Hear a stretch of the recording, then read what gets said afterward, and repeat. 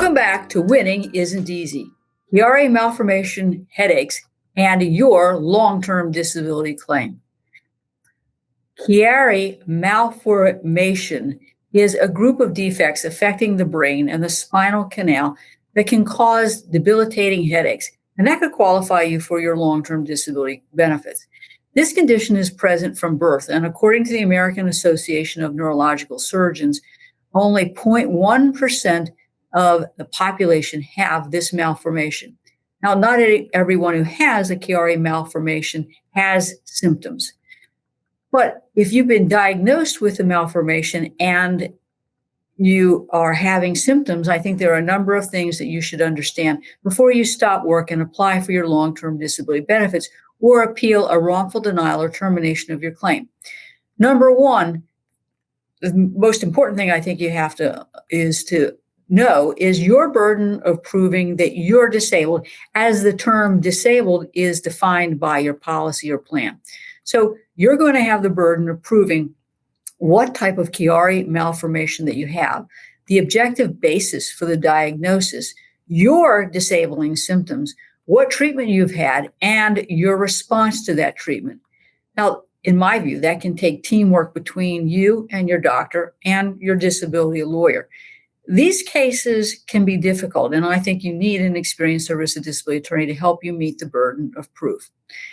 First thing we need to talk about after we understand the burden of proof is the 4 types of the Chiari malformations, because the disability carriers don't understand this. And it's crucial that your doctor is making a clear diagnosis of the type that you have. Now, type 1 is the most common form, and people will generally experience symptoms in late childhood or adulthood. And these can include headache, neck pain, dizziness, balance problems, weakness of muscles, tinnitus and hearing problems, nauseousness, and excessive vomiting or drooling, scoliosis of the spine, coordination problems, and psychological problems, including depression. Type 2 is a situation where there's a larger amount of tissue pushing into the spinal canal, and it's called classic Chiari malformation. The symptoms are more severe than type 1, and they can require surgery. Now, these symptoms include difficulty swallowing, breathing changes, and weakness in the extremities. There's type 3. Now, this is rare, but it happens when a lower part of the brain protrudes into the back of the head or the neck. It's usually diagnosed at birth, and unfortunately, it's fatal. But if you have a type 3 malformation and you survive, you might have neurological defects, seizures, and developmental delays. Type 4, well, this is where the cerebellum is not fully formed, and it's generally fatal. So as a matter of course, we're generally dealing with types 1 and 2. And your doctor needs to make sure that they've explained the objective basis of the diagnosis, because that's something that the disability carrier is going to be looking for. Now, it's important that you have that diagnosis and it's classified, because the symptoms of Chiari malformation can be linked to other types of common disorders. And this disease is sometimes a disease that is diagnosed sort of based on a differential diagnosis after a complete workup, and other conditions have been eliminated. At a minimum, the disability carrier is going to want to see a positive brain MRI, and the reason in the medical records why your doctor is making this diagnosis.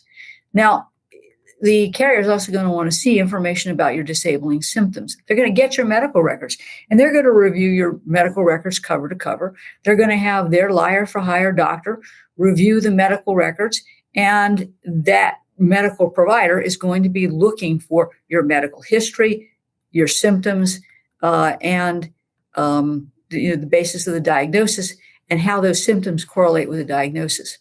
I think the most important thing you can do is to make an Excel spreadsheet of your symptoms and document the frequency, nature, and intensity of those symptoms. Just as important as documenting the symptoms is to explain how those symptoms impact your functionality, both at home and at work. So, for example, you might have headaches that occur daily. They interfere with your ability to use a computer to complete various job tasks or cause you to make mistakes. You want to provide your doctor with this information at each visit. And ultimately, when you apply for your benefits, submit this spreadsheet to the disability carrier. I don't want you to exaggerate. You need to be accurate, because exaggeration will kill your case. Now, the carrier is also going to be looking at the medical records for information about treatment and your response to treatment. And that can range from conservative treatment to radical surgery. You might even also end up treating with a pain management provider for the headaches and the neck pain. If the conservative medical treatment doesn't relieve the symptoms, surgery might be recommended. And if you have the surgery, then obviously what's important are the symptoms that you had before the surgery and how your symptoms may have changed in terms of the nature, location, frequency, duration. So your medical records need to document the nature of the treatment that you've been prescribed and your response to that treatment. If surgery has been recommended, they're just going to want to see some comment about that. There's decompression surgery, which involves opening the base of the skull and removing small pieces of bone, either from the skull or at the top of the spine. This releases the pressure and it can help the headache. However, at least in my experience with my clients, it's not always successful. There's hydrocephalus surgery that involves the placement of a shunt that helps drain excess fluid into the chest or the stomach so that the body can absorb this fluid. This also relieves pressure in the skull.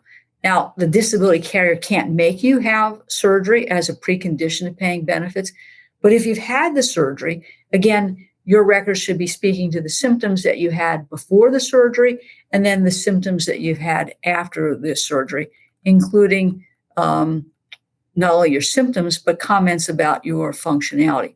Remember, you've got the burden of proof, not the disability carrier. So I don't want you to give the disability carrier a reason to deny your claim. Got it? That was a lot of information. Let's take a break so you can digest it.